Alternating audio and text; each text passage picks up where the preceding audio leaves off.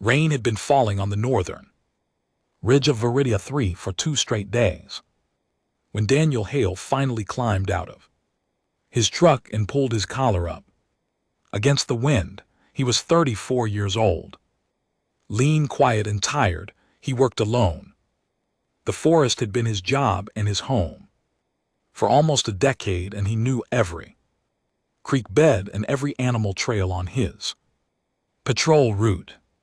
What he did not know was why the trees ahead of him were bent outward like someone had punched the sky open above them. He walked forward with one hand on his sidearm. The ground under his boots was soft and warm, which was wrong because the rain had been cold all morning. Steam rose through the pine needles. Somewhere up ahead, a faint light pulsed through the mist, blue and then gold and then blue again. Daniel pushed through a line of broken branches and stopped at the edge of a crater. It was wide, maybe 30 ft across. The dirt inside was black and glassy, pieces of twisted metal stuck out of the walls. And Daniel understood at once that something had come down hard and fast. Something not from any ship registered on this colony. He had patrolled a crash site before years ago when a mining shuttle went down near the river. That wreck had been loud and ugly. This one was small, clean, and silent. He slid down the side of the crater, boots sinking into the warm soil.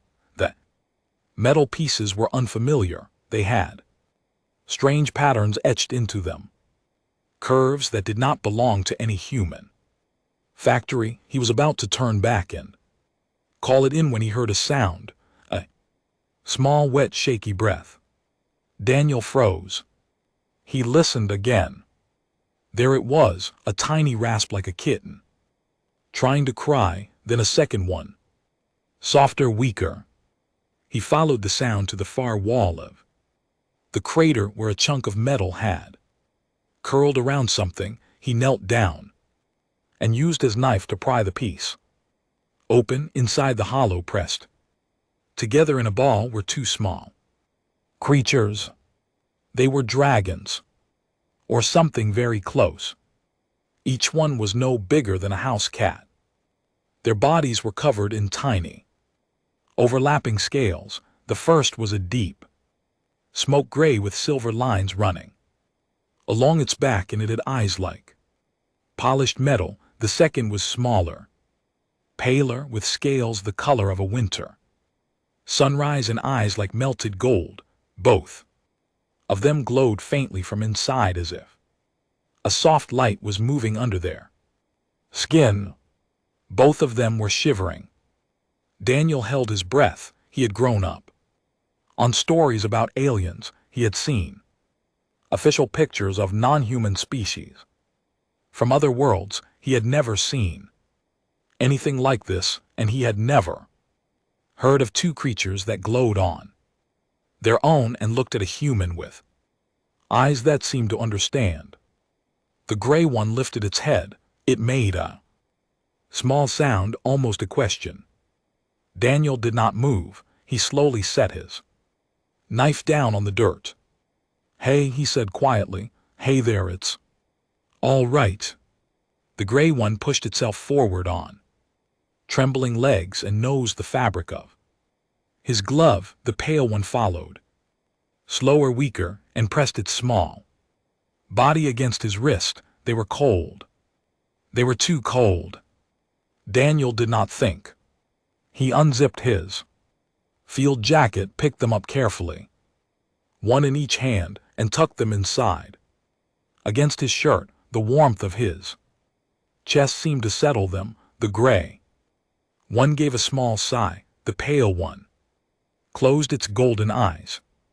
He climbed out of the crater with both of them pressed against his ribs. The walk back to the truck took 20 minutes. He did not see another living thing in the forest, which was also wrong. Deer should have been moving. Birds should have been calling. The silence told him the local animals had felt whatever came down and wanted nothing to do with it. He drove home on muddy back roads, one hand on the wheel and one hand inside, his jacket steadying the two small bodies. By the time he reached his cabin, the rain had stopped and a weak sun was trying to push through the clouds. Daniel carried them inside and set them down on the old wool blanket on his couch. He lit the fire. He warmed a bowl of water and added a little sugar, remembering something his grandfather had done for orphaned animals. The gray one sniffed the water and drank. The pale one needed help, and Daniel used a spoon to dribble the mixture into its tiny mouth. After a few minutes, color came back into its scales and the inner glow grew stronger. He sat back on the floor and watched them for a long time. They watched him back. He thought about his comm unit on the kitchen table. He thought about the Colonial Wildlife Bureau and the forms he was supposed to fill out. He thought about the fact that these were not animals. Animals did not look at a man the way these two were looking at him. Animals did not crash out of the sky inside a strange metal shell. He reached for the comm. The gray one made a soft, sharp sound. Not angry, afraid. Daniel's hand stopped in midair. The pale one pressed closer to its sibling and began to hum. The sound filled the room in a way that did not feel like noise. It felt like a hand on his shoulder. It felt like please. Daniel pulled his hand back. Okay, he whispered. Okay, not tonight. He lay down on the floor beside the couch because he did not want to leave them alone. Both hatchlings crawled off the blanket and curled against his chest, one on each side, their small glows beating like quiet hearts. High above Viridia 3 in the cold dark of orbit, a long black ship noted the flare of unusual energy in the forest and began to turn. 3 days passed before Daniel Hale gave them names. He had spent the first 2 days not sleeping much, watching them breathe, watching them eat, watching them watch him. The smaller pale one tired easily and would curl up in his lap for long stretches of time. The gray one with silver eyes was bolder. It climbed the bookshelf. It tried to eat a candle. It bit the corner of his kitchen table and then looked at him with an expression that could only be called guilty. On the morning of the 3rd day, Daniel poured himself a coffee, sat down on the floor and looked at the two of them side by side on the rug. Sable, he said, pointing at the gray one. The name felt right. Smoke and shadow. The gray one tilted its head. Coral, he said, pointing at the pale one. The pale one gave a tiny chirp and pressed its forehead against his knee. Something happened in Daniel's mind when he said the names, a flash of warmth, feeling almost like two quiet voices agreeing. He did not know what to call it, so he drank his coffee and pretended it was just his tired brain playing tricks.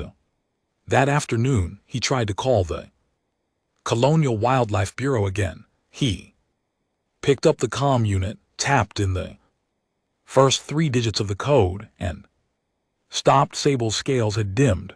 The little dragon was standing in the doorway of the kitchen staring at him, and the light under its skin was fading.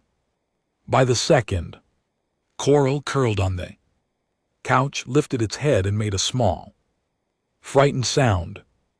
Daniel put the comm down. The scales brightened again. He picked the comm up. They dimmed again. He set it down very slowly and sat on the kitchen floor with his back against the cabinet. He did not understand how they knew. He was almost certain they could not read the buttons, but they Felt something, they felt the intent.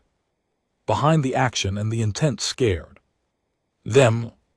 "All right," he said softly, "all right. I hear you." Over the next 2 days, he tested the edges of this new arrangement. When he walked out to his truck, both hatchlings followed. When he went to the shower, they sat outside the bathroom door and whined. When he climbed onto his roof to check a loose shingle, Sable climbed up after him using the drain pipe. Coral sat in the grass below and hummed in distress until Daniel came back down. Wherever he went, they went. Whatever he felt, they seemed to feel too. He started sleeping on the couch because they would not settle in any other room. On the 4th night, Daniel had a dream. He was walking through a field of tall, silver grass under 2 moons, and the grass was singing. The song had no words, but it had meaning. It said safe. It said found. It said home. He woke up with tears on his face and 2 small, warm bodies pressed against his chest, both glowing in perfect rhythm with his heartbeat. The dreams continued every night after that. On the 6th day, Daniel's neighbor came by. Her name was Martha Green, and she owned the next property over, about 2 miles down the road. She was 70 years old, tough as pine, and she dropped off fresh eggs every week. Daniel met her on the porch before she could come inside. "You look terrible," Martha said. "Didn't sleep well." She squinted at him. "Daniel, what's that light coming from your window?" He had forgotten to close the curtains. Martha walked past him and stepped into the cabin before he could stop her. Sable was on the couch. Coral was on the bookshelf. Both of them froze when they saw her. Martha also froze. "Oh my," she said. Coral began to hum, a low warning sound. Martha took a cautious step forward and reached out a hand. The humming grew sharper. Daniel moved to stop her, but before he could, a soft pulse of pale light flashed from Coral's small body. It did not hurt, it did not burn, it just pushed. Martha stumbled back 2 steps and sat down hard on the rug. Daniel rushed to help her up. She was not injured, only surprised. I'm fine," she muttered, waving him off. Sable was now standing between Martha and Coral with its scales bristled up. Martha stared at Daniel. "Son, where did you get them?" "Crater, Northern Ridge, 6 days ago. Colonial authorities. They do not want me to cause." "They?" Daniel nodded toward the hatchlings. Martha looked at Coral, then at Sable, then back at Daniel, and for a long moment she said nothing. Finally she sighed. "My husband was a xenobiologist before he passed. He worked on 3 different colony worlds. He used to say that the day we meet a creature that chooses us, we better be ready to choose back." She stood up and brushed off her pants. "They chose you, Daniel. Anyone with eyes can see that. I do not know what to do. Feed them, keep them warm, keep them hidden, and figure out what they are before someone else does." She let herself out. Daniel locked the door. He drew the curtains. He sat on the couch with both hatchlings on his lap. Sable climbed up his chest and touched its forehead too. His Coral pressed against his neck. That night the dream came again, but this time there was a shadow in it. Something long and black moving through the silver grass, something hunting. Daniel woke up in the dark. Both hatchlings were awake too. Both were staring at the window. Far above Viridia 3, a long black ship finished its slow turn and began to burn its engines toward the surface. The shuttle came down at sunset. Daniel Hale was splitting wood behind the cabin when he heard it. The sound was wrong for any aircraft he knew. No rotors, no jet wash, just a deep pressure in the air, the kind of silence that came before a thunderstorm. He set the axe down and turned toward the meadow. Sable and Coral had already stopped playing in the grass. They stood very still side by side, scales dimmed so low they were almost dark. Their eyes were fixed on the sky. A black shape slid out of the clouds. The craft was long and narrow, shaped like a sharpened leaf, with no visible engines and no markings. It settled onto the meadow without bending a single blade of grass. A seam opened along its side and 3 figures stepped out. They were tall. Daniel guessed 7 ft. Easily. Their skin was a deep purplish gray, smooth like river stones, and their faces had no noses that he could see, only narrow slits above a thin mouth. 2 dark eyes sat high on each forehead. They wore heavy robes of layered black fabric, and each one carried a short rod that hummed with faint energy. The one in front walked forward. Its steps were long and quiet. Human, it said. The voice came from a small device at its throat. The word was flat and careful. You will surrender what does not belong to you. Daniel took a slow breath. He kept his hands visible. Who are you? I am called Orin. I speak for the Thessari conquered. The 2 offspring behind you are property of our empire. They were stolen. The vessel that carried them crashed on this world. You have taken them into shelter. We are here to correct this. Behind Daniel, Coral pressed hard against his leg. Sable had moved halfway in front of him, wings half raised, teeth showing. Correct how? Daniel asked. We will remove them. They will be returned to the bonding sanctum. You will not be punished if you cooperate. Daniel looked at the rod in Orin's hand. He looked at the other 2 aliens behind him, both watching the hatchlings with cold focus. He thought about his rifle. Inside the cabin, he thought about Martha's words. He thought about the dream with the black shape hunting through silver grass. I need more information, Daniel said. Where was their ship coming from? Who were the smugglers? What exactly is a bonding sanctum? Orin tilted his head. The gesture was not friendly. You do not require that knowledge. You are a caretaker by accident, not by right. The offspring are not pets. They are sacred and they are ours. They don't act like your property. Orin's 2 eyes narrowed. For the first time, Daniel saw something that looked like emotion in the alien's face. It was not a good emotion. They are young. They do not yet understand who they belong to. That is why they must be returned quickly. Each day away from the sanctum weakens the bonding cycle. If we delay further, they will be unusable. That last word hit Daniel wrong. Unusable. Unusable for what? He asked. Orin did not answer. Daniel felt Coral begin to shake against his leg. Sable made a low sound he had never heard before, somewhere between a hiss and a cry. Daniel understood, without needing to ask again, that this was not a rescue. These creatures were terrified. He kept his voice calm. I'm not refusing, but I need time. They are weak. Moving them now could kill them.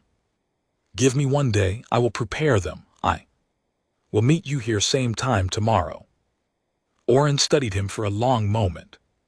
12 hours, Orin said, not 1 minute. More if you attempt to flee our ship. In orbit will track you. If you attempt to hide them, we will burn this forest. To Ash, do you understand, human? I understand. Orin turned without another word. 3 Thessari walked back into the leaf-shaped craft. The seam closed. Ship lifted straight up without a sound and vanished into the evening sky. Daniel stood in the meadow for a long time. His hands were shaking. He carried both hatchlings inside. Coral was crying, making a thin, broken sound. Sable would not stop growling. Daniel sat on the floor and held them until they calmed down. Coral pressed its golden eye against the hollow of his throat, and the fear coming off the tiny body felt like a cold wind under his skin. You're not going with them, Daniel said. I don't know what a bonding sanctum is, but you're not going. Sable lifted its head and stared at him. For one strange second, Daniel felt something push gently into his mind. Single word without sound. Think. He almost dropped the hatchling. Daniel sat very still and breathed. The word was gone, but the feeling of it remained warm in the center of his chest, like a small flame someone had handed to him to keep. He got up. He walked to his desk in the corner of the cabin. He pulled the dust cover off his old colonial database terminal, the one he had not used in 5 years, and powered it on. The screen flickered and came to life. He typed in his Ranger access code. He opened the species registry. He typed one word into the search bar. Thessari. The screen loaded. A file appeared. Most of it was grayed out, classified above his clearance, but the summary line at the top was readable. THSSRI conquered, known hostile. Caution, active breeding programs using captured juvenile life forms, do not engage. Daniel scrolled down. The next line made him go very cold. Offspring that refuse bonding are terminated. Survival rate of candidates below 4%. He read it again. He read it a third time. Then he stood up, walked to the cabinet by the door, and took out his grandfather's old hunting rifle. Daniel Hale did not sleep that night. He sat at the old colonial terminal with a cup of cold coffee and read every fragment of data his clearance would let him see. What he could not read, he tried to guess from what he could. Thessari conquered was old, older than most spacefaring species in this part of the galaxy. They had risen on a hot, dry world far from human space, and they had built their entire empire on one thing: the bonding of warrior hosts to living weapons. Those living weapons were small, dragon-like creatures born on a remote breeding world, each one capable of producing energy fields, light pulses, and eventually, when fully grown, plasma fire strong enough to burn through armor. The creatures were not naturally violent. The Thessari made them violent. They took the hatchlings from their birth mothers within hours of hatching. They placed each one into a stone chamber called a bonding sanctum. Inside that chamber, a Thessari soldier stood and waited. The hatchling was starved. For days it was given one choice: bond with the soldier in front of it, accept the chains of service for life, or die. Most died. The ones who bonded served until they were old. They were used in wars. They were used to burn other colonies. They were used as living shields. Daniel put his hands over his face.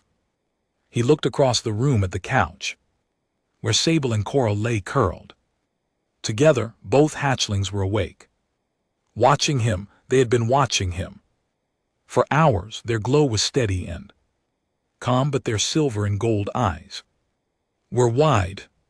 He got up from the desk and knelt beside The couch. I understand now, he said quietly. I'm sorry, I understand. Coral reached out one tiny clawed hand and touched his cheek. Daniel closed his eyes. He thought about the crash. The crumpled metal in the crater had been a small escape pod, not a smuggler ship. Someone had pulled these two out of the sanctum before the ritual could start. Someone had put them inside that pod and fired it toward the nearest habitable world, not knowing if anyone would ever find them. That person, whoever they were, had probably died trying, and the hatchlings had landed on Viridia 3 in his forest on his patrol route. Sable crawled up onto his shoulder and pressed its small head against his jaw. You chose me, Daniel whispered. That's what you did, isn't it? You chose me before any of them could put you in a stone room. Sable made a soft sound of agreement. Daniel stayed there on the rug for a long time. Outside, the sky began to turn from black to gray. Dawn was coming. His 12 hours were almost up. He stood up and checked the rifle. It was an old model bolt action, a gift from his grandfather when he turned 16. It had taken down deer and once a sick mountain cat. It had never been pointed at anything that could think. He loaded it anyway.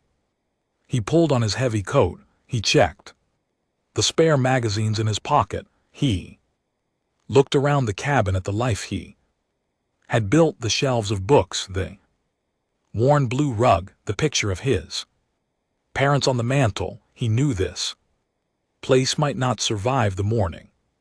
He did not care. A soft chime came from the window. It was almost 6:00 in the morning. The sun had not yet cleared the trees. Far off in the meadow, Daniel heard the precious silence that meant a Thessari shuttle was landing. He picked up Sable and Coral, one under each arm. Stay behind me, he said. No matter what happens, stay behind me. Coral pressed its forehead to his shoulder. Sable looked him dead in the eye and did something the hatchling had never done. Before it spoke, a single word formed. With effort, rough and raw but clear. Yes, sir. Daniel stared. He had no time to react. He walked out onto the porch. Oren stood in the meadow. Beside him were two larger Thessari in full combat armor, each holding a weapon that was not a scanning rod. These were rifles, long and dark with glowing coils running along the barrels. The shuttle sat open behind them. Human, Oren called. Step down, place the offspring on the ground. Step back 10 paces. Daniel walked down the porch steps. He stopped in the wet grass about 20 feet from the 3 Thessari. No, he said. Oren's face went flat. I beg your pardon. I read your files, not all of them. Enough. Daniel kept his voice level. He could feel both hatchlings shaking against his chest. These two did not run from a smuggler. They ran from you. Someone loaded them into that pod to get them away from your sanctum. I don't know who did it, but I know why. Oren made a sharp clicking sound. 2 armored soldiers raised their weapons. You are speaking of things you do not comprehend, Oren said. The bonding is sacred. It is our way. These creatures exist for this purpose. They exist, Daniel said, because they were born, not because you decided they should serve. Human law does not apply here. Your own law does. You said it yourself. Bonded pairs cannot be separated. Daniel lifted his chin. These two have already bonded 9 days ago with me. Silence fell across the meadow. Oren's eyes widened for the first time. The alien looked truly shaken. Then his face hardened into something cold and final. "That is impossible," Orin whispered. "And it is an abomination." He lifted his hand. The armored soldiers leveled their rifles. Daniel felt Sable's small body tense against his ribs. The world went white. The first plasma bolt never touched him. It should have. The armored Thessarion. The left had a clean line of sight and had fired first, aiming for Daniel Hale's chest, but before the bolt could close the distance, a dome of pale light flared out from under Daniel's coat. Sable and Coral had pressed tight against his ribs at the exact same moment, and their small bodies had gone white-hot with effort. The bolt hit the dome, flashed green, and scattered into harmless sparks. Daniel did not wait to understand what had just happened. He dropped to one knee behind the corner of his porch railing, pulled the hatchlings out of his coat, and set them down against the wood. Both of them were panting. Their scales were dim now. Whatever that shield had cost, it had cost them a lot. "Stay low," Daniel said. He lifted the rifle.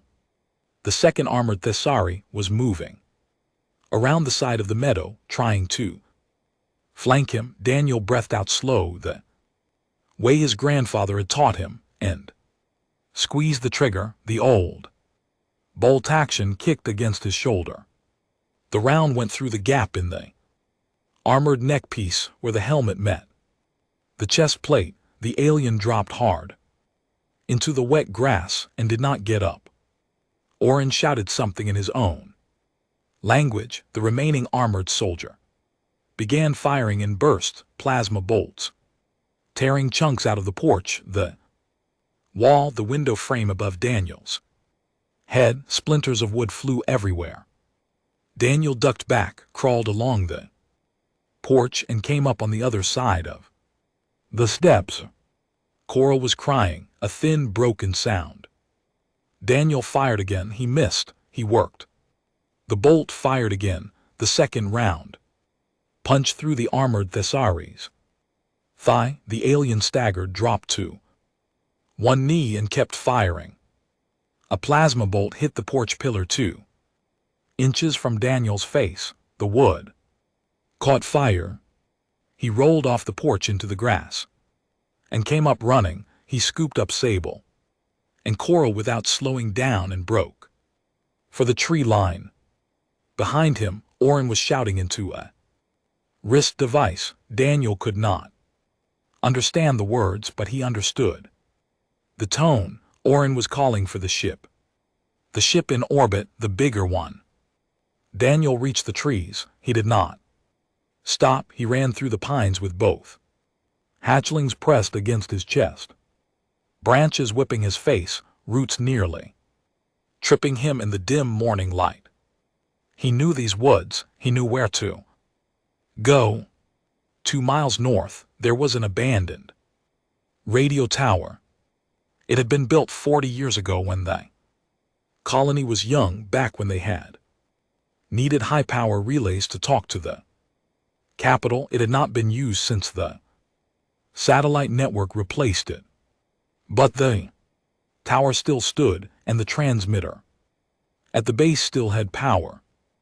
Daniel knew because he had checked it on patrol only 2 months ago, out of habit. He reached the clearing around the tower just as the sound hit him.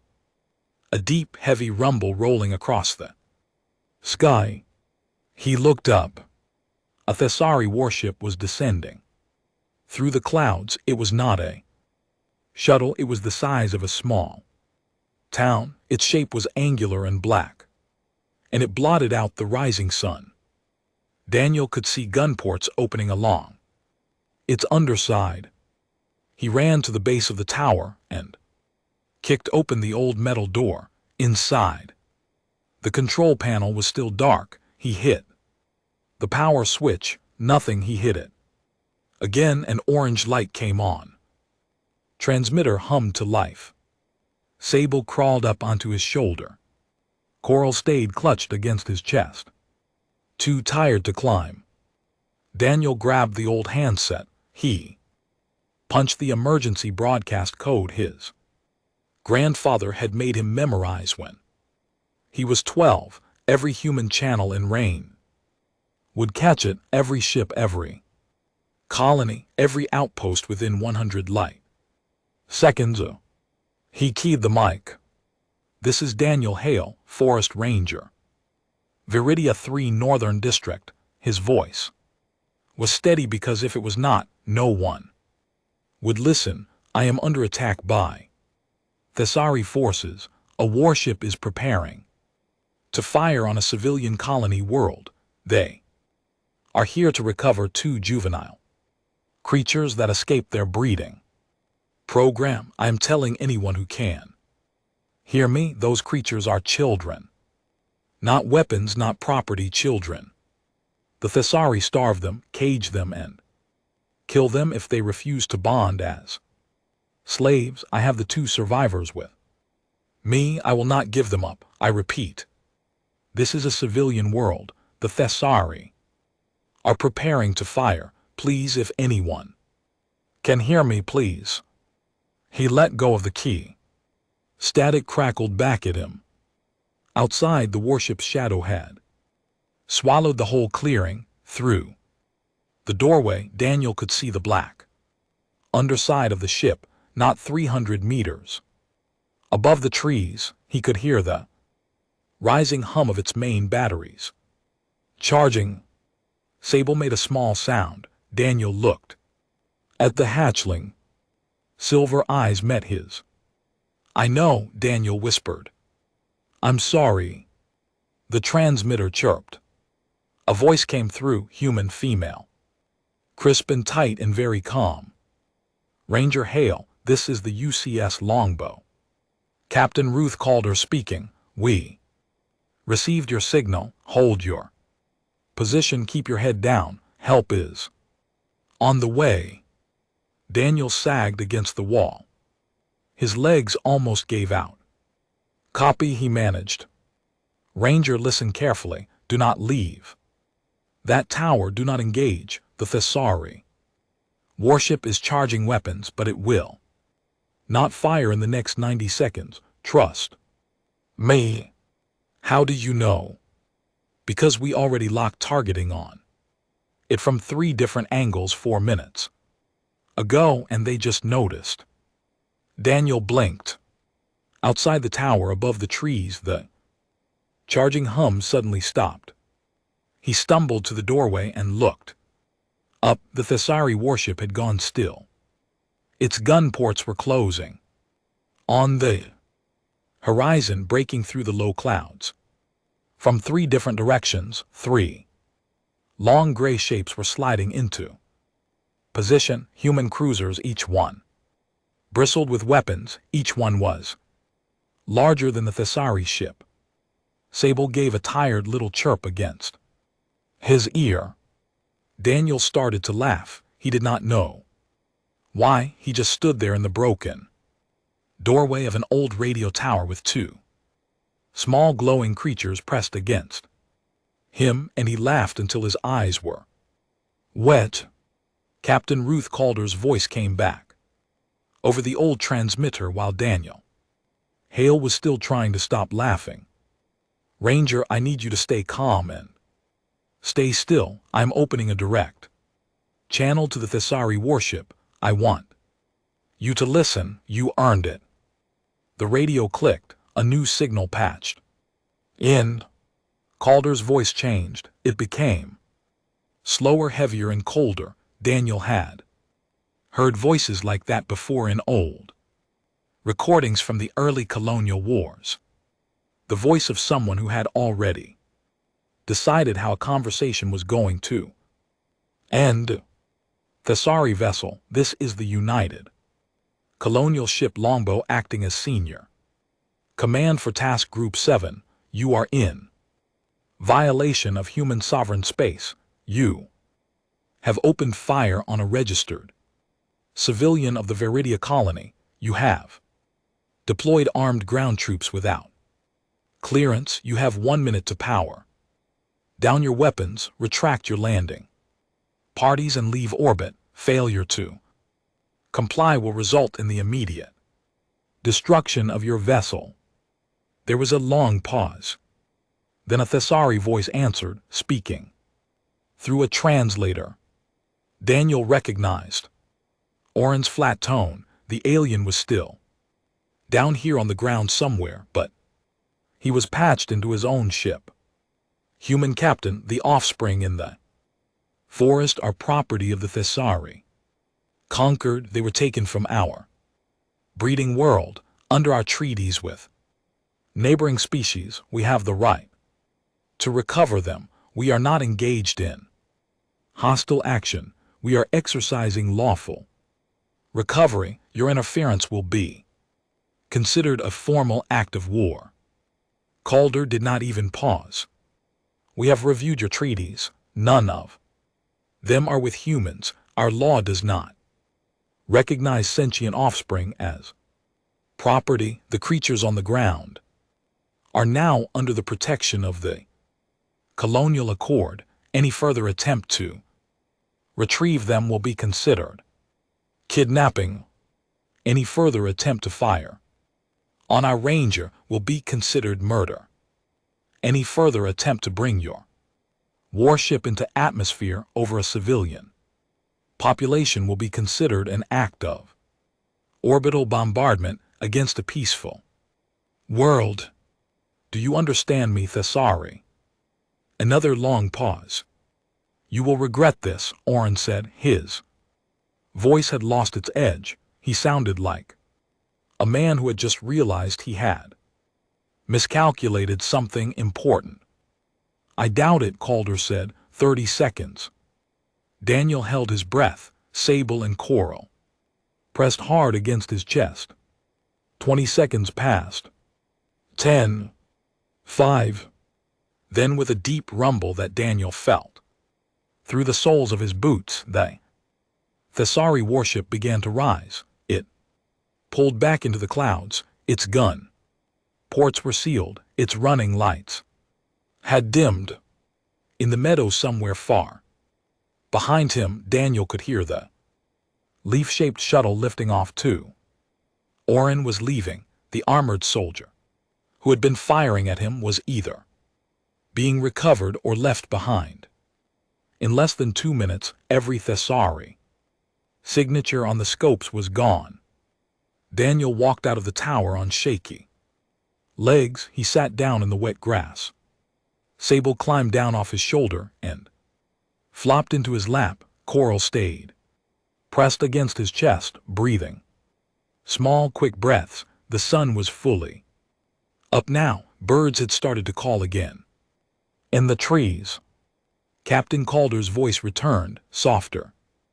This time, Ranger Hale, we have a medical team and a xenospecies response unit inbound too. Your coordinates, ETA 20 minutes, please. Do not move. Is your patient stable? Daniel looked down at the two hatchlings. Coral's golden eyes were half closed, but the pale dragon was purring now, a tiny vibrating sound like a cat. Sable was already asleep, belly up. One wing flopped over Daniel's wrist. They're stable, Daniel said. His voice was rough. They're okay. I think we're all okay. Copy that, Ranger. Sit tight. We will come to you. He said.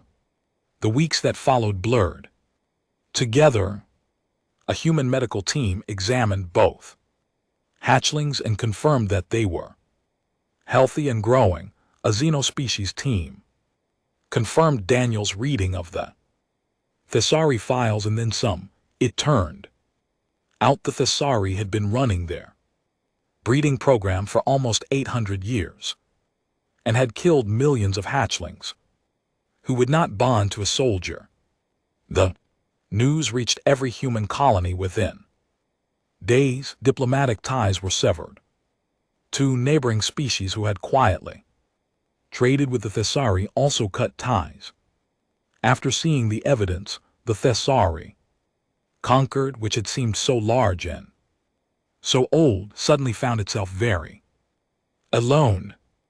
A colonial council hearing was held on Viridia 3. Daniel sat at a wooden table in a small room while serious people in uniforms asked him serious questions. At the end, they voted unanimously to grant Sable and Coral permanent sanctuary on the colony and to name Daniel Hale their legal guardian.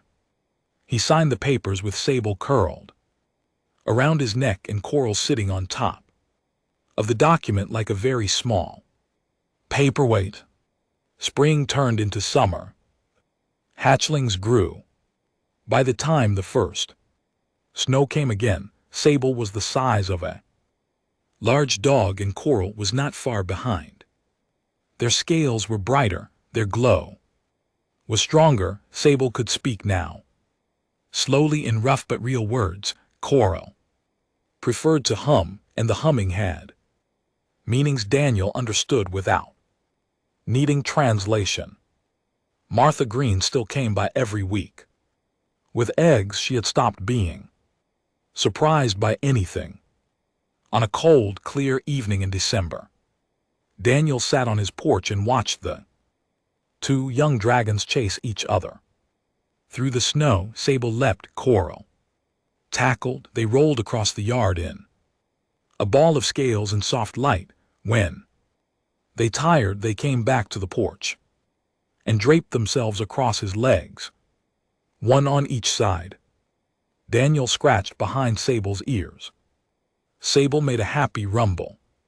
Coral pressed a warm golden cheek against his hand. Somewhere out past the stars, empires had plans. Somewhere out past the stars, the Thesauri were probably still making weapons, but here on a quiet porch on a quiet colony world, two small creatures who had been born to be slaves had found a forest, a cabin, and a man who had chosen them back. That Daniel thought was enough. That was everything.